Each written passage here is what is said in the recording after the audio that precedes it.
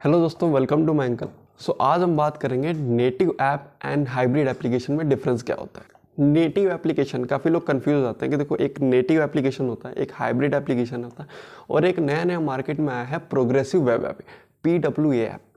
ठीक है, तो इन तीनों में आज हम इसके बीच में डिफरेंस फाइंड आउट करेंगे। देखो, नेटिव एप्लीकेशन जो होता है ना, वो नेटिवली किसी प्लेटफॉर्म के डिपेंडेंट होता है।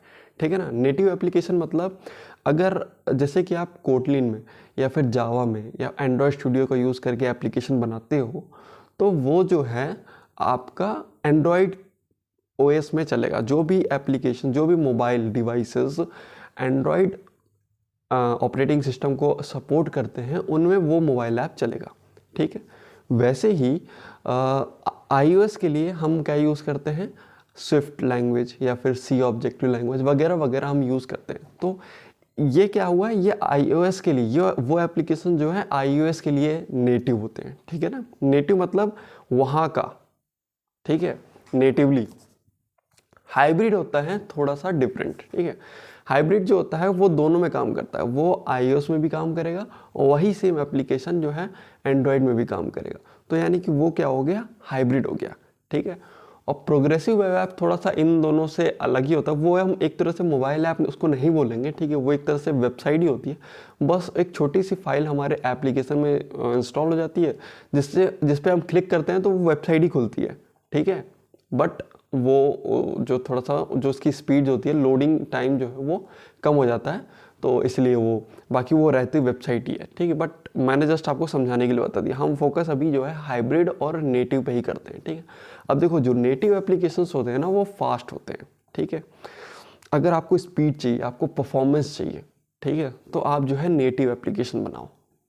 लाइक जावा है, तो ठीक है, एंड्रॉयड जो है जावा पे बना हुआ है। ठीक है, एंड्रॉयड पूरा इकोसिस्टम जावा बना हुआ है। अगर आप कोई एप्लीकेशन जावा में ही बना के डालो, ठीक है, तो वो ऑब्वियस ही बात है, उसके साथ कंपैटिबल हो जाएगा, इजीली उसके साथ लिंक कर पाएगा और इजीली आप जो है उसको रन कर सकते हो। अब जैसे कि हम जो हाइब्रिड एप्लीकेशन बनाते हैं, हम फ्लटर का यूज़ करते हैं, क्या है, डार्ट प्रोग्रामिंग लैंग्वेज, या फिर हम रिएक्ट नेटिव फ्रेमवर्क यूज़ करते हैं। ठीक है, उसमें जावा स्क्रिप्ट यूज़ होता है। ठीक है, और इस तरीके, तो ये क्या है, देखो, जो हाइब्रिड एप्लीकेशन होते हैं ना, वो ब्राउज़र को यूज़ करते हैं। ठीक है, एक तरह से ब्राउज़र ही होते हैं।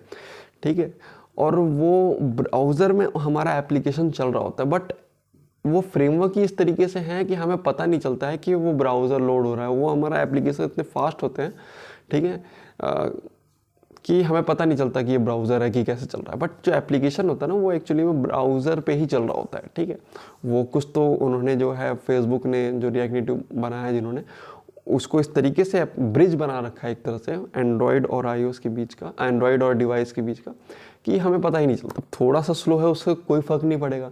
ठीक है, कंपेयर करोगे तब स्लो लगेगा आपको, लेकिन अगर आप नॉर्मली आप चलाओगे ना एप्लीकेशन, जैसे कि इंस्टाग्राम, आपको हर कोई इंस्टाग्राम चलाता है। ठीक है, गूगल ड्राइव है, ये सब क्या है, हाइब्रिड एप्लीकेशन है। आपको कभी लगा कि ये एप्लीकेशन स्लो है या ऐसा कुछ है, थोड़ा धीरे काम करता है? नहीं लगा होगा। लेकिन जो बजट होता है ना, थोड़ा सा, अगर आप देखो, अब अभी आप जब नेटिव में एप्लीकेशन बनाते हो, ठीक है, आपको सोचो कोई आपको मोबाइल एप्लीकेशन बनाना है, ठीक है, नेटिव में बनाना है, तो वो इतना आसान नहीं है। आपको एंड्रॉयड डेवलपर अलग हायर करना पड़ेगा और iOS डेवलपर अलग हायर करना पड़ेगा। ठीक है, यानी कि अगर दोनों जो है 50-50 हज़ार दोनों की अगर सैलरी है और एप्लीकेशन बनाने में अगर 2 महीना लगता है, तो आपको 1-1 लाख दोनों को देने पड़ेंगे, यानी कि 2 लाख रुपए आपकी कॉस्ट आएगी। वहीं अगर आप हाइब्रिड एप्लीकेशन डेवलपर को हायर करते हो, फ्लटर या रिएक्ट नेटिव डेवलपर को, तो अगर मान लो, पहले तो अगर इनकी भी कॉस्ट हम मान लेते हैं कि 50,000 है पर मंथ। ठीक है, तो अगर 2 महीना काम होता है सेम, तो इनका क्या आएगा, 1 लाख कॉस्ट आएगा। तो वही देखो, 1 लाख कॉस्ट आया, हमने एंड्रॉयड और iOS दोनों में एप्लीकेशन बना लिया, और 2 लाख कॉस्ट आया, और फिर जाके हमारा एंड्रॉयड और iOS में दोनों एप्लीकेशन। तो इस तरीके से जो है ना, पैसा काफ़ी बचता है। ठीक है ना, सीधा आधा हो जाता है। और iOS के डेवलपर तो थोड़े ज़्यादा ही महंगे होते हैं। ठीक है, तो मेरे ख्याल से अगर एंड्रॉयड डेवलपर अगर 1 लाख रुपए मांग रहा है, तो वो 1.5 लाख अलग मांगेगा। ठीक है, तो 2.5 लाख के आसपास आपको कॉस्ट आएगा, और यहाँ पर एक ही डेवलपर आपको 1 लाख में काम कर दे रहा है। तो एंड्रॉयड डेवलपर जो, तो देखो, अगर आपको ऐसा लग रहा है कि नहीं, मैं तो सिर्फ iOS के लिए ऐप बनाऊँगा, तब आप बेशक नेटिव में जाओ। ठीक है, या आपको लग रहा है कि मैं तो एंड्रॉयड के लिए ही ऐप बनाना चाहता हूँ, तो फिर आप बेशक एंड्रॉयड पे जाओ। ठीक है, एंड्रॉयड डेवलपर ढूंढो। जावा कोटलिन वाला।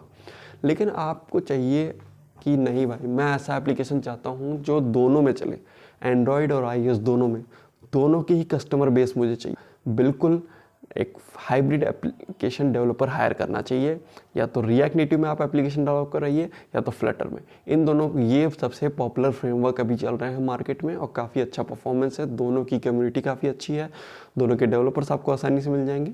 तो आप यहाँ पे आप जो है जा सकते हो। तो उम्मीद है दोस्तों आपको पसंद आया होगा, आपको समझ आया होगा कि एंड्रॉयड ऐप क्या होता है, हाइब्रिड एप्लीकेशन डेवलपमेंट क्या होता है, दोनों की क्या डिफरेंस है, प्राइजेस वगैरह सब मैंने आपको एक्सप्लेन कर दिया। अगर ये वीडियो पसंद आया तो इस वीडियो को लाइक करिए। मिलते हैं नेक्स्ट वीडियो में। Till then thank you.